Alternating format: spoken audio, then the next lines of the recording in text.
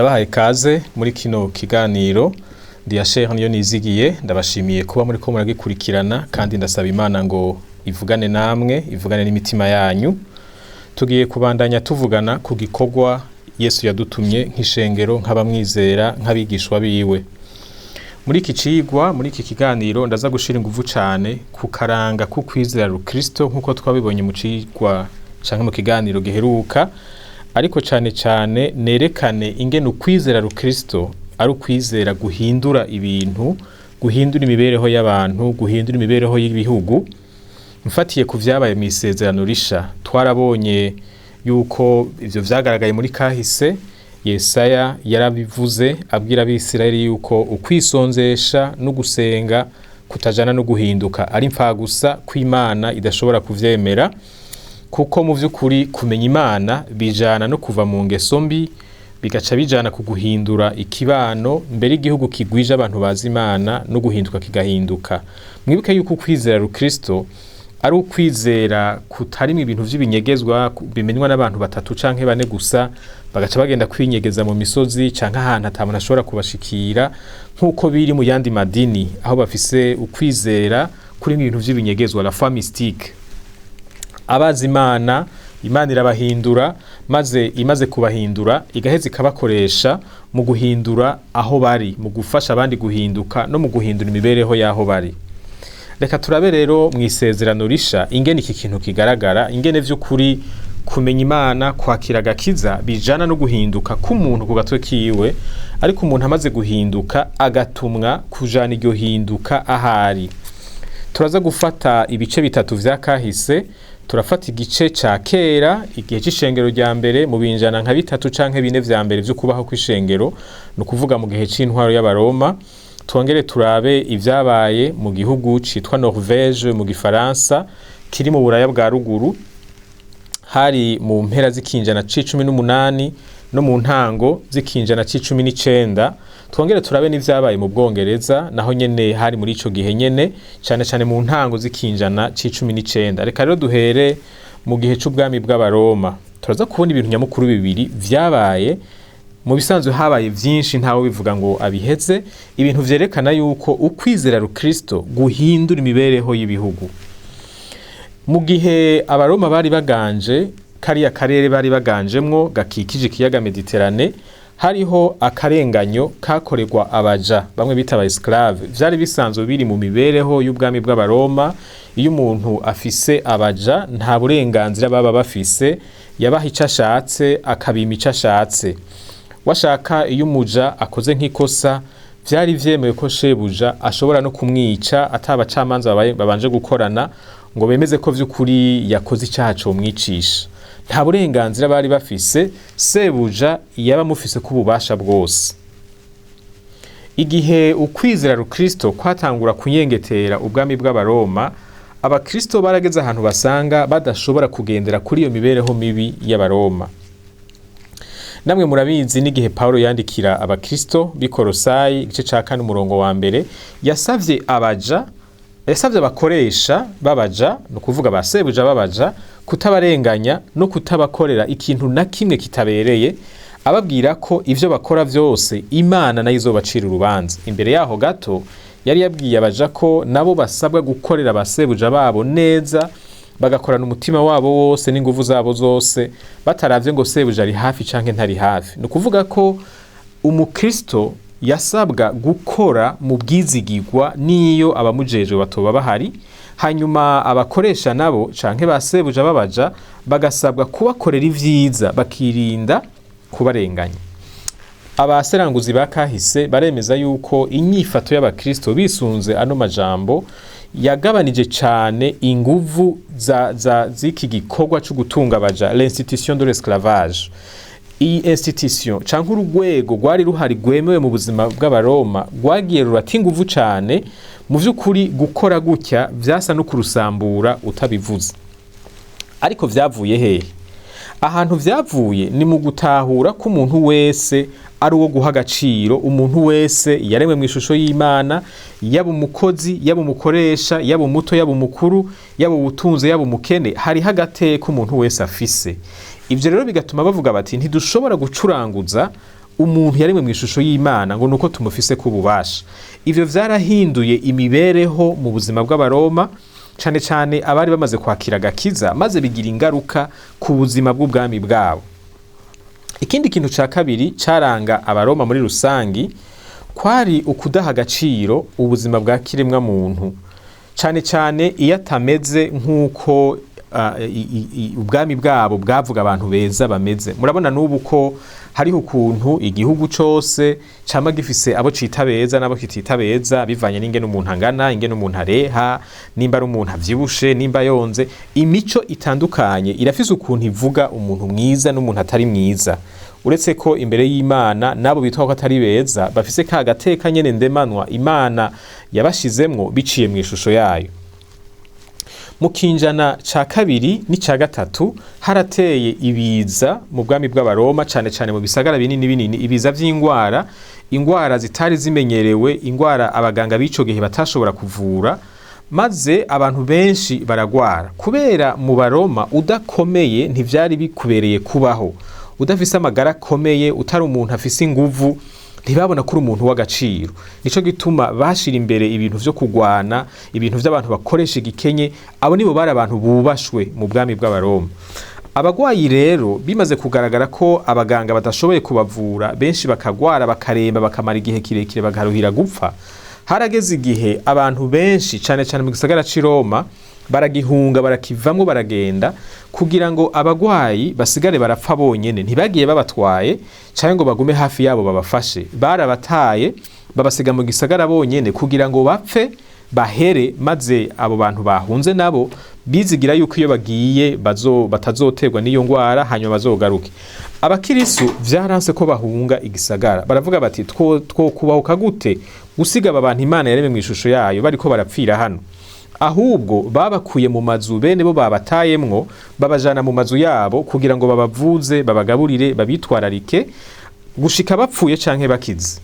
Hariho abapfuye, hariho n'abakize, kandi hariho n'abakirisu baciye bandura iyo ngwara nyene kuko biyegereje abantu bagwaye, maze muri abo bakirisu banduye iyo ngwara bamwe barapfuye abandi barakira.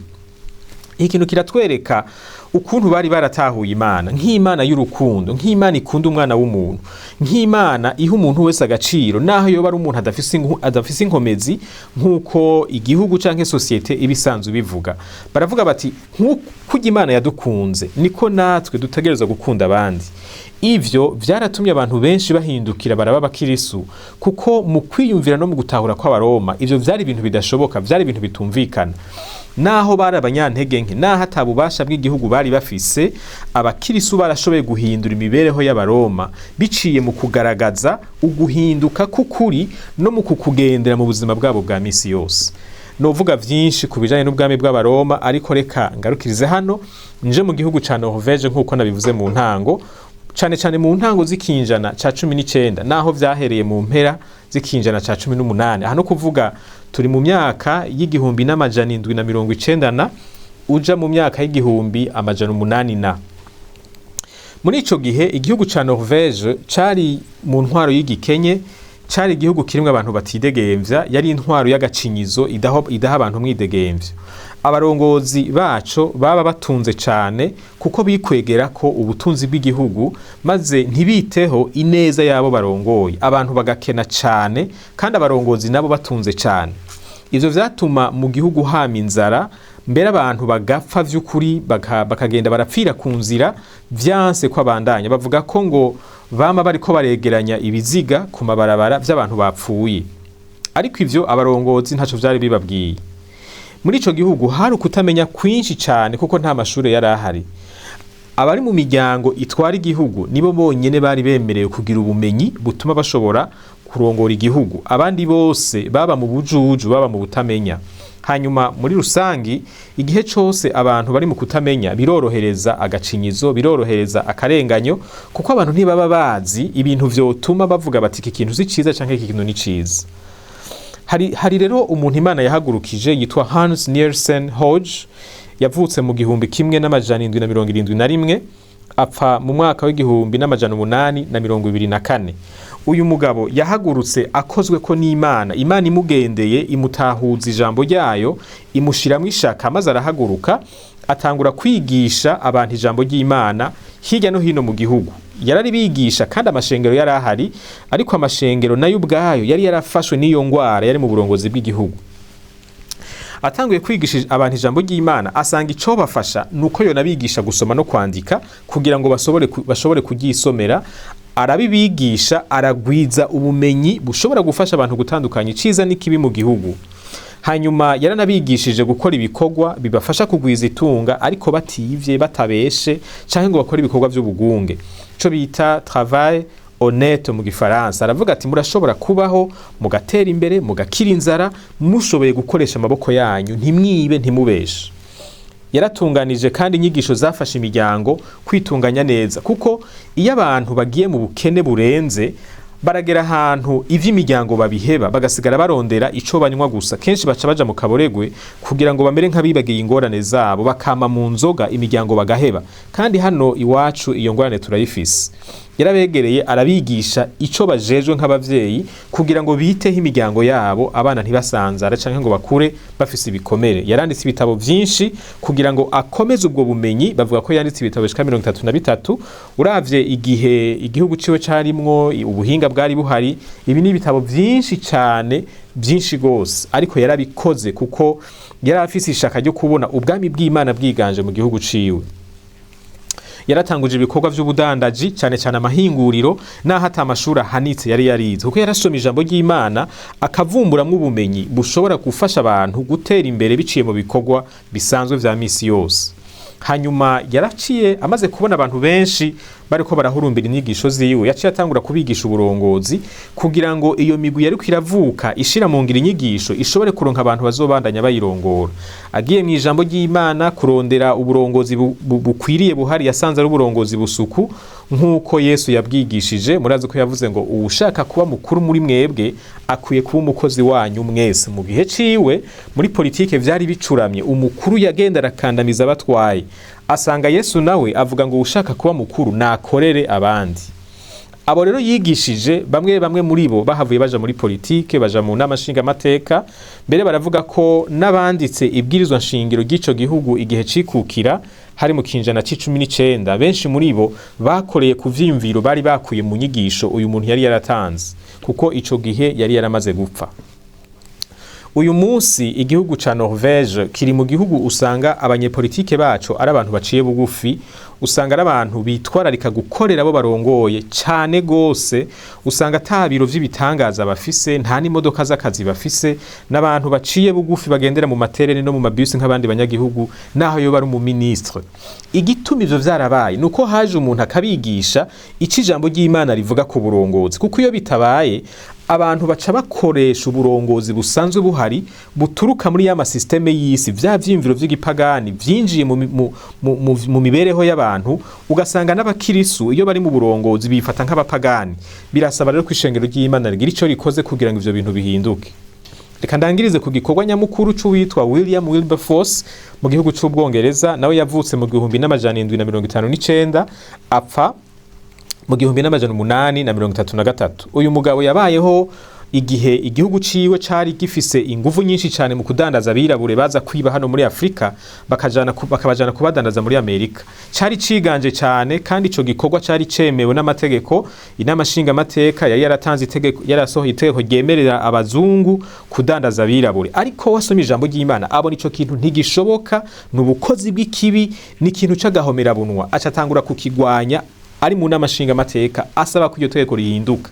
Kubera ubutunzi bw'igihugu bwari bwubakiye kuri urwo rudandazwa, baramugwanije imyaka myinshi, ariko nawe ntiyaheba. Aravuga ati ewe wa gihugu we, ivyo uriko urakora uriko urarenga ku mategeko y'Imana. Abirabure n'abantu nk'abandi bose baremwe n'Imana nk'uko twaremwe n'Imana, ntimushobora kubafata uko muriko murabafata hanyuma ngo muvuge ngo murabakirisu. Kuko washaka mu Bwongereza cari igihugu kiganzwa n'isengero, hariho ishengero rikomeye cyane n'ubu riracahari, barabakirisu benshi, ariko arabafasha kuguruka amaso, birabagora kuvyumva. Amara imyaka myinshi cyane ariko aragerageza guhindura iryo tegeko, maze ari mu gupfa inama nshinga amateka iratindira rihindura. bavuga ko haciye amezi 3 gusa yaciye yitaba Imana, igikorwa ciwe abarakirangije. Yakoze n'ibindi vyinshi, vyahinduye ibintu vyinshi cyane mu Bwongereza, vyaterwa n'akarenganyo k'abadandaza bamwe bita abakapitaliste, bacuranguza abakozi babo bakabagirira nabi, bakoresha amasaha arenze, bagakoresha n'abana ijoro n'umurango, abantu bakamererwa nabi cyane. Ivyo vyose yarabigwanije abereka ko bidakwiye gukogwa n'abantu bitwa ko bazimana. None rero bantu b'Imana, vy'ukuri turavyo muri kahise kavuba, biragaragara yuko ukwizera Rukristo ni ukwizera guhindura umuntu, kugaheza kukamufasha nawe kujana iryo hinduka ahari, maze iyo babaye benshi n'igihugu kigahinduka. Mbega hani wacu bimeze gute? Ico ni kibazo gikomeye cyane tugiye kuzobandaniriza ko mu cigwa gikurikira. Imana ibahezagire, mwakoze gukurikirana kino cigwa. Ndabasabira ngo Imana ibandanye ikora mu mitima yanyu no mu bwenge bwanyu, ibahindure, ibagire ibikoresho bihwanye n'ivyo ishaka gukora muri kino gihe c'urunganwe rwacu. Amen.